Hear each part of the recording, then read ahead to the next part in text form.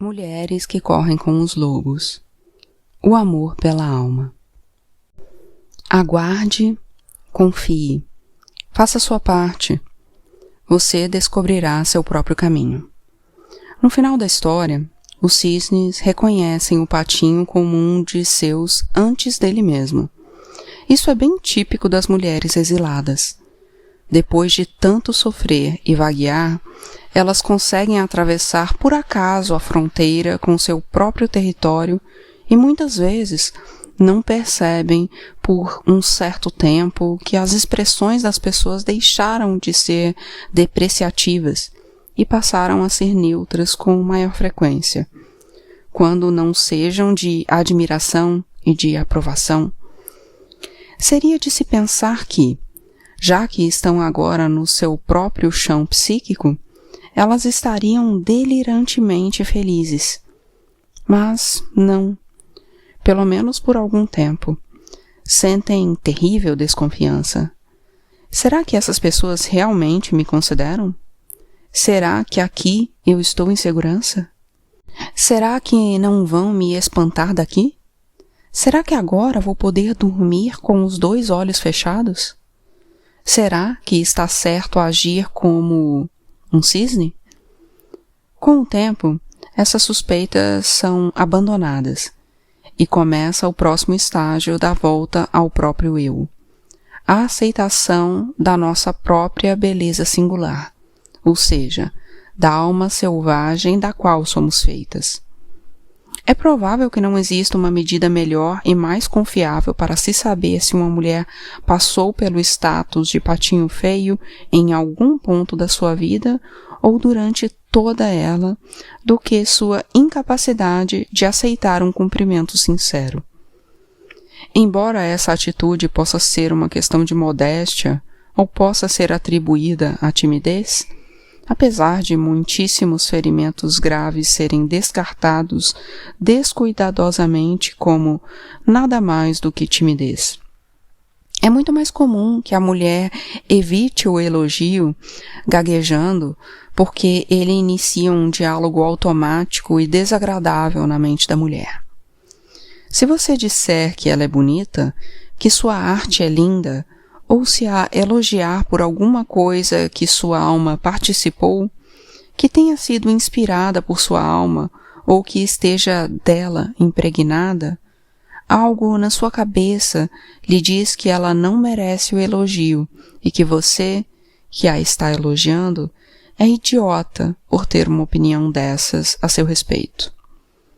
Em vez de entender que a beleza da sua alma aparece refulgente quando ela é ela mesma, a mulher muda de assunto e consegue assim roubar o sustento do self-alma, que se nutre de ser reconhecido. Portanto, essa é a função final da mulher exilada, que encontra seu próprio grupo. Não só a de aceitar a própria individualidade, a própria identidade específica como um determinado tipo de pessoa, mas também a de aceitar a própria beleza, a forma da nossa própria alma e o fato de que viver junto dessa criatura selvagem transforma a nós e a tudo que ela toca. Quando aceitamos nossa própria beleza selvagem, ela fica em perspectiva, e nós deixamos de ser incomodadas pela sua percepção, mas também não renunciaríamos a ela nem negaríamos sua existência. Uma loba sabe a beleza que tem ao saltar? Uma fêmea de felino sabe as belas formas que cria ao se sentar? Uma ave se espanta com o som que ouve ao abrir as asas? Aprendendo com elas, simplesmente agimos à nossa própria maneira e não evitamos nossa beleza natural, nem nos escondemos dela. Como os animais, simplesmente somos, e isso é bom. Para as mulheres, essa procura e essa descoberta se baseiam na misteriosa paixão que as mulheres têm pelo selvagem, pelo que lhes é inato. Estivemos chamando o objeto desse anseio de mulher selvagem, mas mesmo quando as mulheres não a conhecem pelo nome, mesmo quando não sabem onde ela reside, elas se esforçam para alcançá-la. Elas a amam do fundo do coração. Elas anseiam por ela, e esse anseio é tanto motivação quanto locomoção. É esse desejo intenso que nos faz procurar a mulher selvagem e encontrá-la. Não é tão difícil quanto se poderia imaginar a princípio, pois a mulher selvagem também está procurando por nós. Nós somos seus filhotes. O zigoto errado. Com os anos da minha experiência clínica, ficou claro que esta questão do sentir-se integrado às vezes precisa ser considerada de uma perspectiva mais leve, pois a leveza pode ajudar a eliminar parte da dor de uma mulher. Comecei, então, a contar às minhas clientes essa história inventada chamada o zigoto errado, com o principal objetivo de ajudá-las a examinar sua qualidade de diferente com uma imagem mais revitalizante. A história é como se segue. Alguma vez você já se perguntou como conseguiu aparecer numa família tão estranha quanto a sua? Se você passou a vida se sentindo estrangeiro, como uma pessoa ligeiramente estranha ou diferente, se você é um ser solitário, que vive às margens da corrente dominante, você, sem dúvida, sofreu. No entanto, chega também a hora de remar para longe disso tudo, de experimentar um panorama diferente, de migrar de volta à terra para a sua própria gente. Que não haja mais sofrimento, que não haja mais tentativas de descobrir em que você errou. O mistério da razão pela qual você nasceu na família em que tenha nascido acabou. Finis. Está encerrado. Descanse por um instante na proa, refrescando-se no vento que vem da sua verdadeira terra natal. Durante anos a fio, as mulheres que carregam em si a vida mística do arquétipo da mulher selvagem queixaram-se em silêncio. Por que sou tão diferente? Por que nasci numa família tão estranha ou tão insensível? Onde quer que suas vidas pretendessem se expandir, havia sempre alguém a espalhar sal na terra para que nada ali crescesse. Elas se sentiam torturadas por todas as proibições relativas aos seus desejos naturais. Se eram filhas da natureza, eram mantidas entre quatro paredes. Se eram cientistas, diziam-lhes que deviam ser mães. Se queriam ser mães, diziam-lhes que, então, era melhor que se adaptassem perfeitamente ao papel. Se queriam inventar algo, diziam-lhes que fossem práticas. Se tinham vontade de criar, diziam-lhes que o serviço doméstico nunca termina. Às vezes, elas tentavam se adequar a qualquer padrão que estivesse na moda, sem perceber, até bem mais tarde, o que realmente queriam, como precisavam viver. E, então, a fim de ter uma vida própria, elas passavam pelas dolorosas amputações de abandonar suas famílias, os casamentos que, pelo juramento, deveriam ser até a morte, os empregos que deveriam ser trampolins para algo mais neutralizante, embora mais bem remunerado. Deixaram sonhos espalhados pela estrada inteira. Com frequência, as mulheres eram artistas que estavam tentando ser sensatas ao dedicar 80% do seu tempo a algum trabalho que abortasse diariamente suas vidas criativas. Embora as situações sejam inúmeras, um aspecto permanece constante. Desde muito cedo, elas eram identificadas como diferentes, com uma conotação negativa.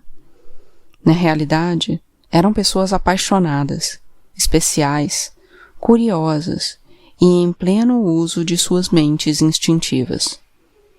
Portanto, é claro que a resposta a "por que comigo?"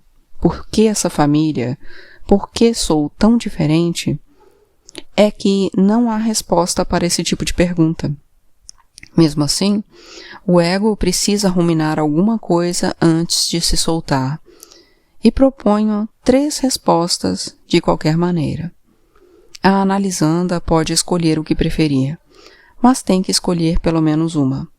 A maioria opta pela última, mas qualquer uma serve. Prepare-se. Eilas. Nascemos do jeito que nascemos e nas estranhas famílias a que pertencemos. 1. Porque sim. Quase ninguém acredita nessa. 2. O self tem um planejamento e nossos cérebros de ervilha são ínfimos demais para desvendá-lo. Muitas consideram essa ideia atraente. Ou 3. Por causa da síndrome do zigoto errado. Bem, pode ser. Mas o que é isso, afinal? Sua família a considera um alienígena. Você tem penas, eles têm escamas. Sua ideia de diversão é a floresta, os ermos, a vida interior, a majestade da natureza.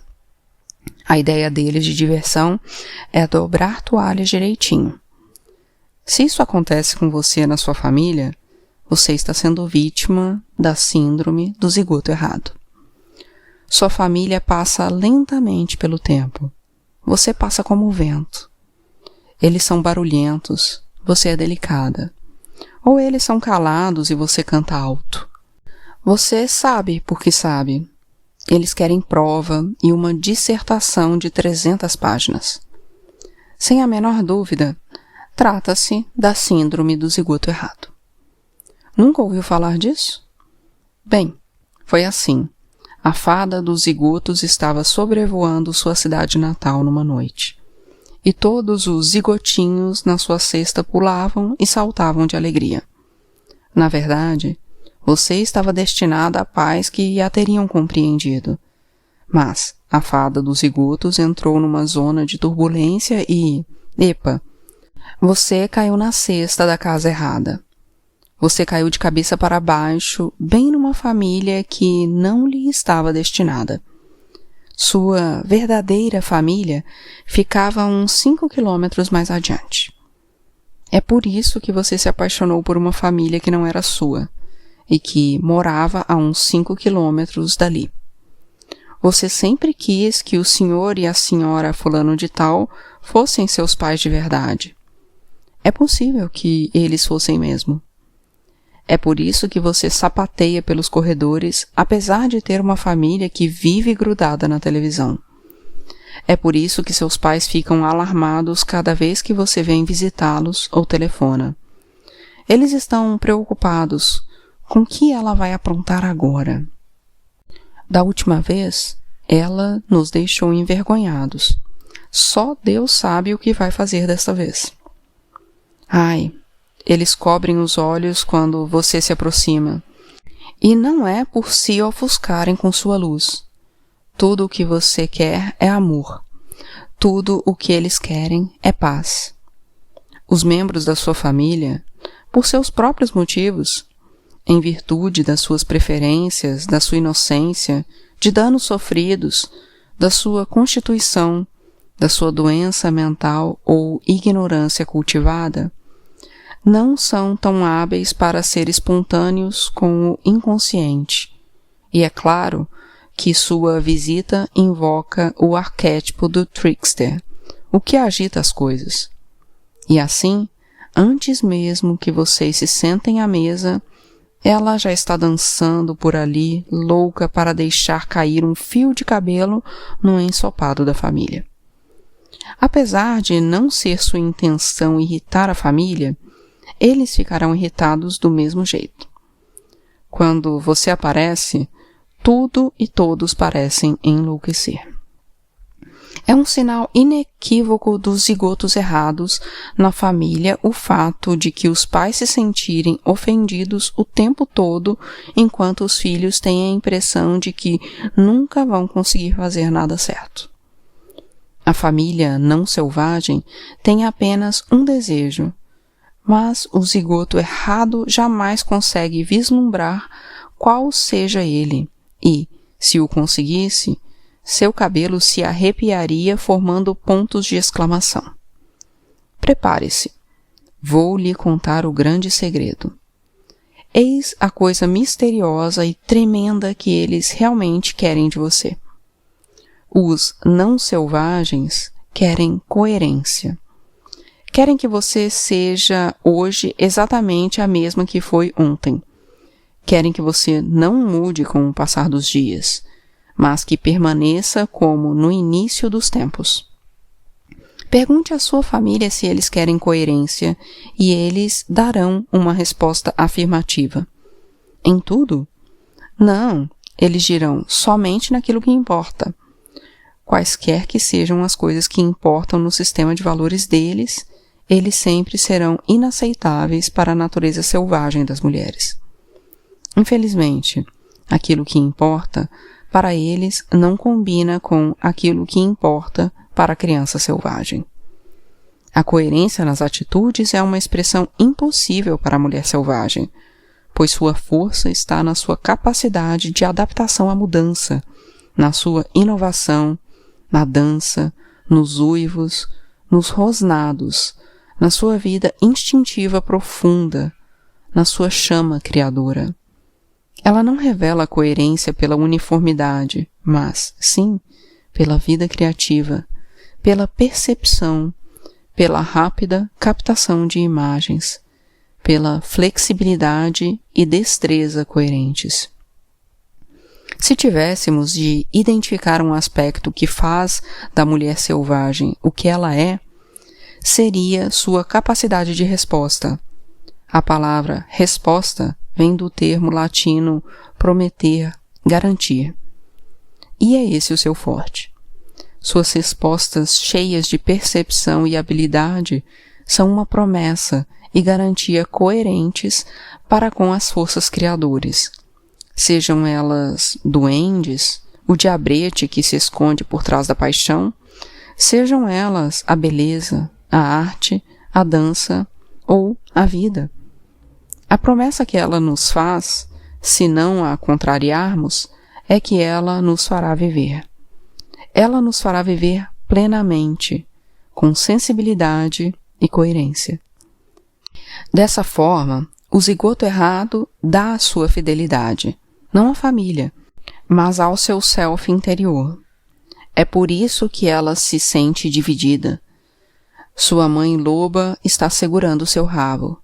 Sua família concreta prendeu seus braços. Não demora muito e ela está gritando de dor, rosnando e mordendo a si mesma e aos outros, para, afinal, ficar numa calma mortal. Quando se olha nos seus olhos, vêm-se ojos del cielo, olhos vazios, os de uma pessoa que não está mais ali. Embora a socialização para as crianças seja importante, matar a criatura interior é matar a criança. Os habitantes da África Ocidental consideram que ser duro com uma criança faz com que a alma se afaste do corpo. Às vezes, só alguns metros. Outras vezes, a distância de alguns dias de caminhada.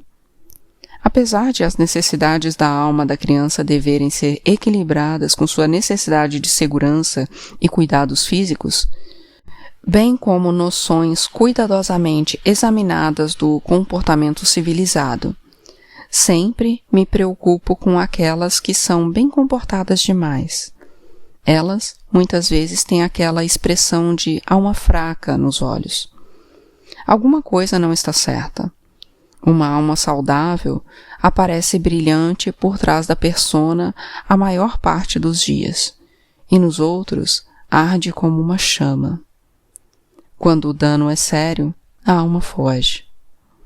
Às vezes, ela sai vagueando ou correndo assustada, e vai tão longe que são necessários agrados magistrais para fazer com que volte. Muito tempo deverá se passar antes que uma alma dessa sinta confiança suficiente para voltar. Mas a tarefa não é impossível. Um resgate desses exige alguns ingredientes. uma honestidade aberta, energia, ternura, carinho, um exame da raiva e humor. Combinados, esses elementos compõem uma canção que chama a alma de volta para casa. Quais são as necessidades da alma? Elas residem nos dois reinos da natureza e da criatividade. Nesses reinos vive Nashaye-Azá, a mulher-aranha, a deusa da criação do povo navarro, que dá proteção psíquica a quem procura.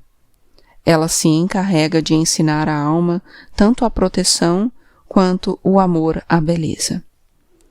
As necessidades da alma são encontradas no abrigo das três velhas, ou jovens, dependendo do dia, irmãs Cloto, Laquesis e Atropos, que tecem o fio vermelho, ou seja, a paixão da vida da mulher.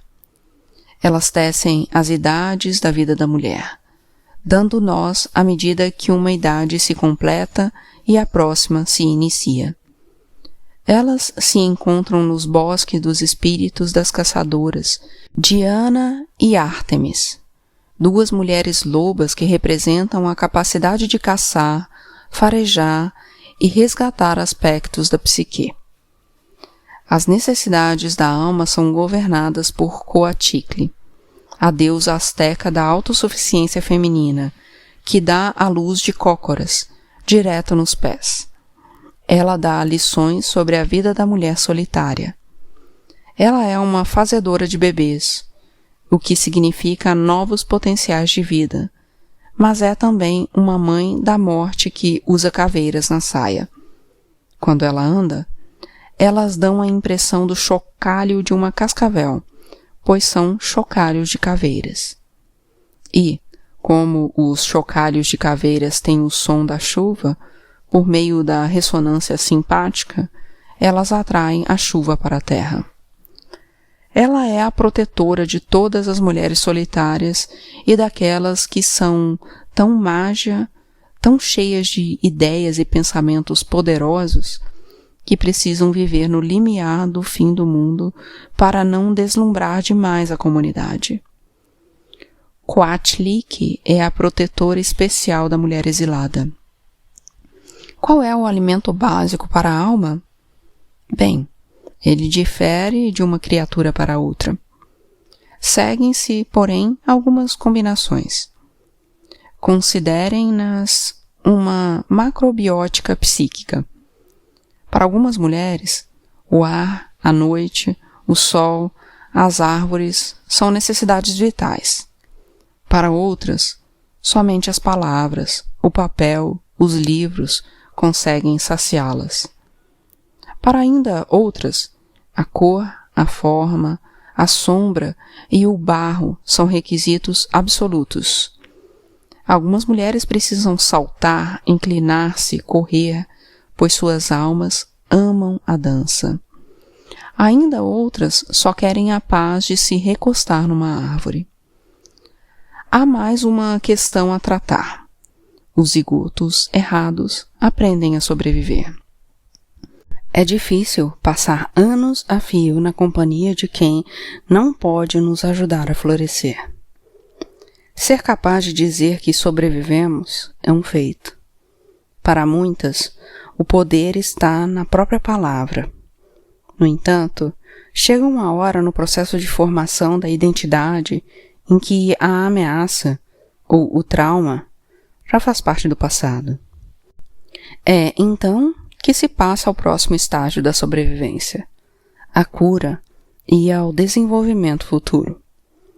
Se permanecermos no estágio de sobrevivente sem avançar para o desenvolvimento, estaremos nos limitando, reduzindo nossa energia para nós mesmas e nosso poder no mundo a menos da metade. Uma mulher pode sentir tanto orgulho de ter sobrevivido que esse sentimento prejudique seu desenvolvimento criativo futuro.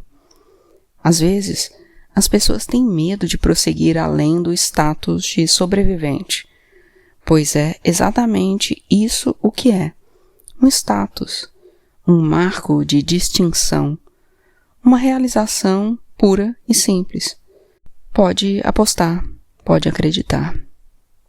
Em vez de tornar a sobrevivência a peça principal da nossa vida, é melhor usá-la como uma entre muitas insígnias, mas não como a única. Os seres humanos merecem andar cobertos de belas recordações, medalhas e condecorações por terem vivido mesmo e saído vitoriosos. Uma vez passada a ameaça, existe uma armadilha potencial se nos chamarmos por nomes adquiridos durante os tempos mais terríveis das nossas vidas. Essa atitude cria uma disposição mental que pode ser limitadora. Não é bom basear a identidade da alma exclusivamente nos feitos, nas derrotas e nas vitórias dos tempos difíceis. Embora a sobrevivência possa deixar a mulher dura como carne de pescoço, em algum ponto ela começa a inibir o desenvolvimento futuro. Quando a mulher insiste em repetir que é uma sobrevivente, quando já se passou o tempo em que isso seria útil, o trabalho adiante de nós é óbvio. Devemos fazer com que a pessoa solte das mãos o arquétipo do sobrevivente.